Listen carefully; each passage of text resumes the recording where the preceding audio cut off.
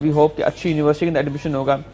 देखिए, आप किसी के अंदर ज़बरदस्ती कोई चीज़ जो है वो लेके नहीं आ सकते। लेकिन अभी भी टाइम है, ये पूछ सकती हैं अपने बेटे से कि जी तुम्हारा इंटरेस्ट किस में ज़्यादा है, राइट? हाँ जी, यानी है ना, ये भी काउंसलिंग कर सकते हैं थोड़ी बहुत। लेकिन मैं नहीं कह रहा हूँ कि कोर्स चेंज करें, ये चाह रही हैं कि वो जो पैशन है वो नज़र नहीं आ रहा। हाँ।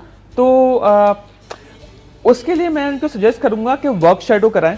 ठीक है। जिसको हम कहते हैं जॉब शेडो। जॉब शेडो ये होता है कि आप एटलीस्ट किसी सिविल इंजीनियर के पास 2 घंटे गुजारें जाके। अच्छा। उसके पास, ठीक है, ताकि वो आप देख लें बिफोर हैंड कि वाकई जो है वो ये चीज़ इज समथिंग मैं पढ़ने के बाद मैं ये काम कर रहा होऊंगा। ठीक है, राइट, सो दैट जब वो वहां पर जाके वो काम करेगा तो हो सकता है कि उसका पैशन डेवलप हो जाए कि ओ ये तो बड़ा एक्साइटिंग काम है, जिसके लिए मैं पढ़ने जा रहा हूँ कि दिस इज एक्चुअली। मे उसका अगर इंटरेस्ट ही डेवलप हुआ तो वो फिर अपने आप को पीछे लेकर आ सकता है ना। अभी तो टाइम है। हाँ जी, टाइम है, अभी टाइम है कि वो डिसीजन ले सकता है। लेकिन क्योंकि उन्होंने मास्टर डिसीजन ले लिया और काफी मेजर डिसीजन है, तो मैं सजेस्ट करूंगा कि उनको वर्क शेडो कराएं, ताकि उसको पहले से आइडिया हो कि मैं किस किस लेवल पे क्या क्या काम मैं बाद में मुझे करना होगा, जिसके मैं भी कोर्सेज पढ़ाऊंगा, तो रिलेट कर सकता है वर्क एनवायरनमेंट को विद द स्टडी। हाँ। कि मैं क्या स्टडी कर रहा हूँ और मुझे क्या वर्क करना होगा, जो कि नॉर्मली हमारे यहाँ लोग नहीं करते हैं। अच्छा जी, सही। तो बस अभी टाइम है आपके पास, आप करवाइए वर्क शेडो से जो है वो इंशाल्लाह जो है वो उसका पैशन आप जो है वो देखेंगे कि वो बढ़ जाएगा। ठीक है, तो हम अभी अपना वही हम फेज 2 पे आ जाते हैं, एक्सप्लोरिंग करिए ऑप्शंस पे। कि एक्सप्लोर जब आपने करना होता है तो हम बात कर रहे थे कि आपने एक्सप्लोर जॉब टाइटल्स नहीं करना, आपने ऑक्यूपेशन एक्सप्लोर करना है। अक्सर मैं सवाल करता हूँ लोगों से कि देखिए, जब भी आप कोई फॉर्म फिल कर रहे होते हैं, इंट्रोडक्शन फॉर्म, तो आप ये देख रहे होते हैं कि अक्सर लिखा होता है फॉर्म के अंदर कि आप बताइए फादर्स ऑक्यूपेशन। हाँ। कभी आपने नहीं लिखा हुआ, आप लिखा हुआ फादर्स जॉब या फादर्स जॉब टाइटल, हमेशा ऑक्यूपेशन लिखा होता है। तो अगर किसी के फादर का बिजनेस है तो कहेगा जी my father is a businessman, occupation में आ गया। उसमें वो कभी नहीं कहते कि मैं बिजनेसमैन किस चीज का, you can be a business of multiple, media का बिजनेस हो सकता है, फैशन का बिजनेस हो सकता है, किसी भी चीज का आपका रिटेल स्टोर का बिजनेस हो सकता है। हाँ। तो ऑक्यूपेशन ये होता है कि ब्रॉडली आप इसको जो है वो एनालाइज करें अपने ऑक्यूपेशंस को। तो स्टेप नंबर 1, ऑक्यूपेशन अगर आपने एक्सप्लोर करना है, यानी अगर आपने एक्सप्लोर करना है अपने करियर ऑप्शंस को, तो आप जो है वो ऑक्यूपेशन एक्सप्लोर करें। ऑक्यूपेशन एक्सप्लोर करने के बाद आपने देखना है कि उसकी इंडस्ट्री में डिमांड कितनी है। ठीक है जी, ये ना जो ऑक्यूपेशन आप चूज कर उसकी डिमांड आपको मालूम होनी चाहिए। ठीक है, डिमांड मालूम होनी चाहिए इंडस्ट्री के बाद। आप उसकी लेबर मार्केट इन्फॉर्मेशन निकालें कि जी जब मैं ग्रेजुएट हो जाऊंगा उस ऑक्यूपेशन के अंदर या उस स्पेसिफिक जॉब के अंदर, तो मुझे जॉब कहाँ मिलेगी। हाँ। जब अभी एक्सप्लोर कर लें, जैसे उन्होंने भी सिविल इंजीनियरिंग करवा रही है, ये बिल्कुल सही कॉलेज को रिलेट कर रही है इस बिल्कुल। बात को। ठीक है, तो वो पहले से ही वो भेज के देख लें कि जी ये सिविल इंजीनियरिंग जब करके आया कनाडा में, तो जब पाकिस्तान आएगा तो क्या उसकी वैल्यू होगी। हाँ। या उनका फैमिली बिजनेस है, यू नो मे भी हो सकता है कि वो आकर के जी अपने कंप्लीट करके वो बिजनेस में आ जाए। ठीक है, तो एक्सप्लोरिंग करियर ऑप्शंस के अंदर ये 3 चीजें हैं कि आप एक्सप्लोर करें ऑक्यूपेशंस को, इंडस्ट्री को रिसर्च करें और लेबर मार्केट देखें कि उसकी वैल्यू है कि नहीं है। ठीक है, और फेज 3 पे हम आ जाते हैं, मेकिंग डिसीजंस।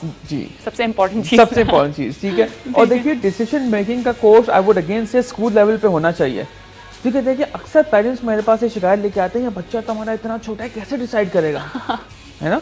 तो वो इंटरेस्ट पे बात आ जाएगी ना फिर, तो कि जहाँ पे इंटरेस्ट है। डिसीजन मेकिंग इज अ जो चीज आपको लर्न करनी है। आप कभी ये नहीं कह सकते कि आप यू कैन बी गुड। बड़े बड़े मैनेजर्स बड़े बड़े डिसीजंस लेते हैं, बड़े बड़े एग्जीक्यूटिव्स बड़े बड़े डिसीजंस लेते हैं, वो तो एक्सपीरियंस की बेसिस पे अपने डिसीजन ले रहे होते हैं। लेकिन अगर आप एक कोर्स रखें, डिसीजन मेकिंग कोर्स, इसमें लोगों को बताएं कि जी डिसीजन लेने के लिए भी क्या स्टेप्स होंगे, कैसे आप डिसाइड करेंगे कि तो तो फिर वो स्कूल की जिम्मेदारी आ गई ना अमीन, जिस पे हम लास्ट अपने 2-3 शो से इसी पे डिस्कस करें कि स्कूल की जिम्मेदारी आती है कि वो कैरियर काउंसलिंग का एक सब्जेक्ट रखें, जिसमें ये डिसीजन मेकिंग का एक कोर्स या एक वर्कशॉप उसमें इंप्लीमेंट करें कि डिसीजन सेमिनार्स करवा लें, महीने में एक दफा करवा लें, इस तरह से, है ना। बिल्कुल, ठीक है। तो डिसीजन मेकिंग इस तरह से करनी चाहिए। डिसीजन मेकिंग आप करें कि जी फाइंड आउट करें कि उनमें से पॉसिबल ऑक्यूपेशंस कौन कौन से हैं। मुझे एस्ट्रोनॉमर बनना है और मुझे यूएसए से बनना है फॉर एग्जाम्पल, या किसी ऐसी जगह से बनना है, तो उसकी फंडिंग कहाँ से आएगी, वो कोर्स करने के बाद मुझे जॉब कहाँ मिलेगी। सारी डिसीजन मेकिंग में अपने चीजों का ख्याल रखना पड़ेगा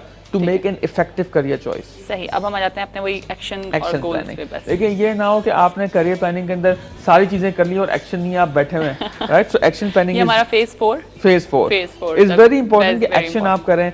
और एक्शन के अंदर आप देख लें जो भी करियर आपने चॉइस किया है उससे रिलेटेड आप निकालें कौन से कॉलेजेस और कौन से यूनिवर्सिटीज का एडमिशन क्राइटेरिया क्या है, उसके एडमिशन टेस्ट कब होते हैं। मेरे पास अक्सर लोग आते हैं कहते हैं जी मुझे इस जगह एडमिशन चाहिए, और एडमिशन खत्म हो गए। हाँ, ऐसा बहुत होता है। So you know, once you are doing action, तो आप पहले से ये पूरे आपको करियर पता होना चाहिए किस वक्त कहाँ पे कौन सा एडमिशन हो रहा है, उसकी तैयारी कैसे करनी है, उसको कैसे साथ साथ लेके चलना अच्छा है। एक और बात, जब हर जगह पे एडमिशन स्टार्ट हो जाते हैं तो क्या ये जब आप डिसीजन ले रहे होते हो कि आपको एक फील्ड में जाना है, तो आप सारी यूनिवर्सिटीज में आप अप्लाई कर सकते हैं, या आपको एक ही जगह पे आप जाकर के अपने आप नहीं, आप मल्टीपल यूनिवर्सिटीज में अप्लाई कर सकते हैं, कहाँ पे भी आपका नाम, कहीं पर भी आपका नाम आ सकता है। बिल्कुल, लेकिन आपके पास सब्जेक्ट होना चाहिए आपका, वो तो बहुत लाजमी है। अगर फॉर एग्जांपल मैंने इंटरमीडिएट कर लिया मेडिकल से, तो मैं अगर एमबीबीएस का भी टेस्ट दे रहा हूँ, फार्मेसी भी दे रहा हूँ, और डेंटिस्ट्री का भी दे रहा हूँ, नर्सिंग का भी दे रहा हूँ, और तो फिर that will be very costly और at the same time will be very confusing. तो आप पहले डिसाइड करने कि आपने कहाँ जाना है, फिर उसी से रिलेटेड कॉलेजेस जो हैं, मल्टीपल कॉलेजेस, फॉर एग्जांपल अगर मैं कंप्यूटर्स करना चाह रहा हूँ तो मैं कंप्यूटर से रिलेटेड 2-3 यूनिवर्सिटीज में अप्लाई करूंगा या इंस्टीट्यूट्स में, ताकि किसी एक जगह मेरा एडमिशन हो जाए। तो ये हमारा एक्शन और गोल ये होना, सेटिंग जो है वो ये होनी चाहिए कि हमें अप्लाई कर लेना चाहिए हर जगह पे और अपने आप को क्लियर करना चाहिए। ठीक है, अच्छा नेक्स्ट टाइम जो हम नेक्स्ट अपने प्रोग्राम में जो हम डिस्कस करने जा रहे हैं, वो आपने कहा था कि हम सीवी के ऊपर बात करने चाहेंगे, थोड़ा सा उसके बारे में बता दें ताकि। बहुत इंपॉर्टेंट है कि देखिए, जब यूनिवर्सिटी इंस्टीट्यूट से जब एक इंडिविजुअल निकल रहा, जब ग्रेजुएट हो रहा होता है, तो वो ग्रेजुएट होने के बाद उसका फर्स्ट इंटेंशन ये होता है कि जी मोस्ट ऑफ द पीपल का जी हमें जॉब चाहिए। तो देखिए, जॉब नो मैटर आपने कितनी भी अच्छी स्टडी की हो, कितने ही बड़े इंस्टीट्यूट से क्यों ना आपने पढ़ाओ, यू हैव टू शो कि you have the desired skills. Employer देख रहा होता है कि मैं आउट ऑफ अगर 800 बच्चे हैं, अगर ग्रेजुएट हुए कंप्यूटर्स में फॉर एग्जांपल, तो मैं किस इंडिविजुअल को लूँ? सब लोगों ने सेम कोर्सेज पढ़े हैं, सब सेम इंस्टीट्यूट से या मिलते जुलते इंस्टीट्यूट से। यू नीड टू शो अपनी सीवी के अंदर कि किस तरह आप डिफरेंट होंगे किसी इंडिविजुअल से, how can you be the best, आप किस तरह एम्प्लॉयर को फायदा पहुंचा सकते हैं, वो सारी चीज आपने सीवी में लिखनी है। ये नहीं कट कॉपी आपने कर दी कि मैंने ये डिग्री यहाँ से की, ये डिग्री यहाँ से की, तो क्या हुआ, राइट? सो व्हाट, ठीक है, तो हम इसको नेक्स्ट प्रोग्राम में अपने डिस्कस करेंगे। लेकिन एक और पॉइंट मेरे पास आ रहा है कि जब अभी हम बात कर रहे थे एक्शन और गोल्स के ऊपर कि जी हमें इन चीज़ों के ऊपर अपने आप को लेकर आ जाना चाहिए और अप्लाई कर देना चाहिए, तो प्रिपेयरिंग टेस्ट भी होते हैं, अपने आप को प्रिपेयर करना चाहिए टेस्ट के लिए, तो उस पर थोड़ा सा मुझे बताएंगे किस तरह से हमें प्रिपेयर करना चाहिए? देखिए, कुछ हर यूनिवर्सिटी का एक अपना डिफरेंट क्राइटेरिया होता है कि किस तरह वो टेस्ट कंडक्ट करते हैं। ठीक है, तो कुछ यूनिवर्सिटीज का टेस्ट कंडक्टिंग का क्राइटेरिया होता है कि आप सिर्फ टेस्ट क्लियर कर दें और बाद में आपकी जो है वो परसेंटेज भी काउंट होगी। कुछ लोग कहते हैं कि नहीं जी, आप मिनिमम परसेंटेज लेके आ जाएं, 55 या 60 लेके आ जाएं, और फिर सिर्फ टोटल जो है वो जो कंसिडर होगा वो आपका टेस्ट और इंटरव्यू होगा। तो डिफरेंट यूनिवर्सिटीज और डिफरेंट इंस्टीट्यूट्स के डिफरेंट क्राइटेरियाज हैं, तो वो भी आपको मद्देनजर रखना बहुत लाजमी है कि कौन जिस यूनिवर्सिटी में आप जाना चाह रहे हैं उसका क्राइटेरिया क्या है। अमीन, मैं आपसे पूछूंगी कि आप लोग क्या प्रिपेयर कराते हैं टेस्ट पे के या इंटरव्यू के लिए? आप लोग प्रिपेयर कराते हैं या बच्चे स्टूडेंट का आप माइंड क्लियर करते हैं कि आप अपने इंटरव्यू के लिए अगर जा रहे हैं, किसी भी फील्ड में अगर किसी का इंटरव्यू है, तो वो अगर आप जा रहे हो तो आपसे ये सवालात किए जा सकते हैं, आप यहाँ पे क्लियर करते हो बच्चे को? जी बिल्कुल, इंटरव्यू प्रिपरेशन हम करवाते हैं, सिर्फ interview preparation, test is something different, लेकिन इंटरव्यू प्रिपरेशन हम करवाते हैं कि वो इंस्टीट्यूट भी जब देख रहा होता है कि आपको क्यों चूज करे, किसी और स्टूडेंट को चूज क्यों ना करे।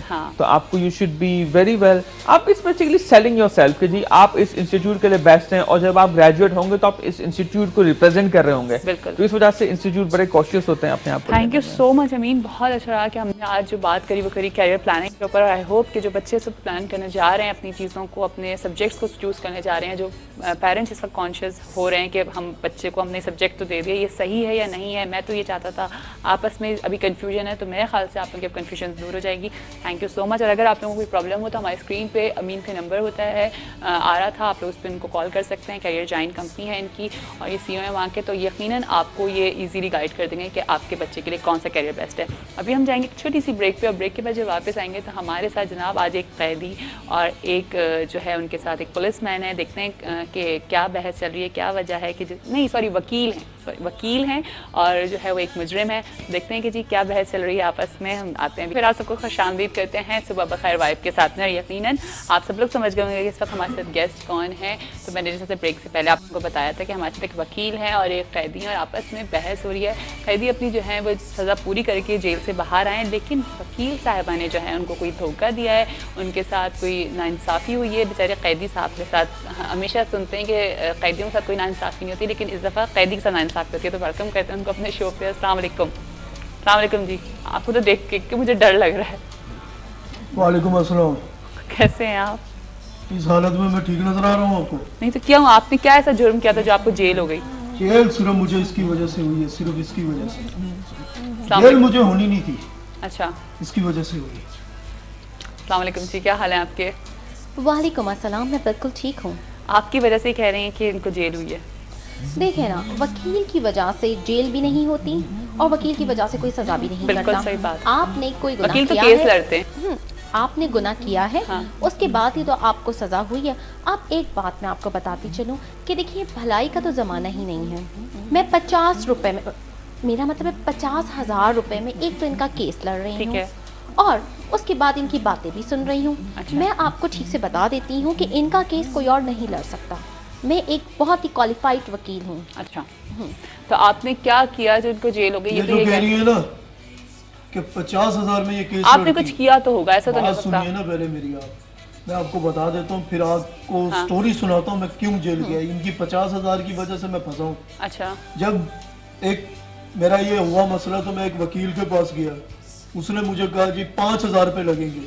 मैं कि ये माठा है, नहीं होगा, अच्छा, पकड़वा देगा। इनके पास गया, इन्होंने कहा 50,000। मैंने कहा ओके। क्यों मुझे- इनको, उनको आप 50,000 नहीं दे रहे थे, इनको आप उनको 50,000? 5 नहीं दे रहा था ना, मैंने ठीक कहा है, माठा है, ठीक है। ये 50 मांग रही। मैं कहा ओके। हाँ, मुझे होगी कैद। वो वकील मिला, कह रहा क्या हुआ? मैंने कहा 10 साल की। कह रहा यही काम मैं 5,000 में करा देता। तो आप तो ये सब इनकी वजह से हुआ मेरे साथ। नहीं तो क्यों मैं असल में मेरा वो केस बड़ा नहीं था। ठीक है, भाईजान गली में खड़ा हुआ था, हाँ गाना गुनगुनाने का शौक था। हाँ 16 बरस की बाली उम्र को सलाम। एक बड़ी अम्मा जा रही थी, कह रही मुझे देख के तूने 16 बरस की कहा। मैंने कहा अम्मा मैं तो गाना गा रहा हूँ। हाँ। कह रही तूने मुझे छेड़ा। सही मैंने है। कहा अम्मा मैं तो 16 बरस की कह रहा हूँ, आप तो 116 की। इस बात पे वो अपने बच्चे ले आई, बस छोटा मोटा झगड़ा हुआ। हाँ। उन्होंने मेरा सर फाड़ा, फिर उन्होंने मेरा सर फाड़ा, फिर मेरा आपने कुछ नहीं किया उनको, सर। मैं भी मार ही रहा था। तो आप क्यों मार रहे थे? आपने क्यों, आपको गाना नहीं गाना चाहिए था ना उनको देख के ऐसा? जी, ये कोई आजाद मुल्क है, इसमें कोई पाबंदी है क्या? हाँ खैर ये बात भी है। अच्छा, तो फिर आपके पास ये केस आया तो आपने क्या ऐसा किया जो उनको जेल हो गई? और 10 साल की?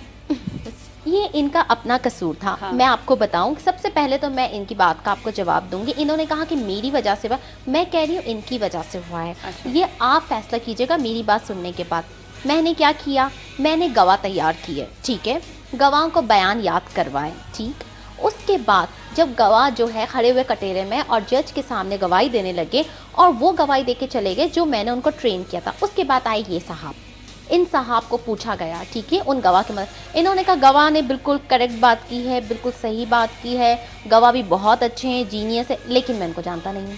अच्छा, अब सज़ा होगी नहीं होगी, बताइए। देखिए सही बात है। मैं आपको सही बताता हूँ, ये जो गवाह है ना, एक तो इसका ससुर है, हम्म, पैसे लेकर झूठी गवाहियां देता है, अच्छा, ठीक है, और दूसरा इसका मामे का भाई है। आपके पास गवाह अपने अपने पक्के अपने- कंफर्म वाले हैं? हम लोग ने देखिए ना, जो बिजनेस हम करते हैं ना, पूरी फैमिली मिलके करती है। अच्छा। अब मैं वकील हूँ, ठीक है, अब मेरे अब्बा जो है वो गवाही देते हैं, मेरा भाई भी गवाही देते हैं, और मेरे चाचा का चाचा जो है अब वो जज बन के बैठा हुआ है। अच्छा। और जुर्म भी हमारे ही खानदान में से होते हैं, लेकिन ये मैंने बाहर का केस ले लिया है, वैसे मैं अपने घर के केस अच्छा, ज़्यादा आप लेती हूँ। लोगों को अभी मैं आपको थोड़ा सा फ्रेश कराती हूँ, ठीक है ना? आप बड़े गुस्से में लग रहे हैं, हमारे पास इतने अच्छे सिंगर मौजूद है अदनान। हम अदनान का एक गाना सुनाते हैं आपको, ठीक है जी? चलो अदनान, अच्छा सा आप अपना गुस्सा थोड़ा सा ठंडा कर लीजिए और आप भी गाने को एंजॉय करिए।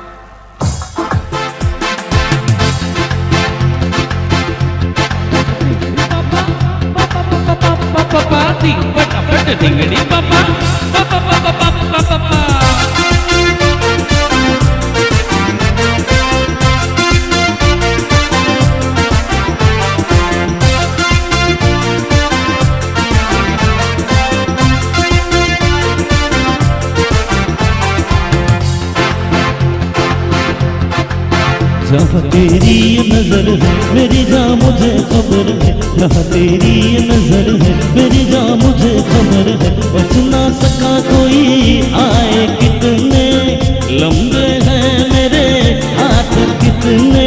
देख इधर यार ध्यान किधर है, अरे देख इधर यार ध्यान किधर है। जहाँ तेरी ये नजर है मेरी जान मुझे खबर है।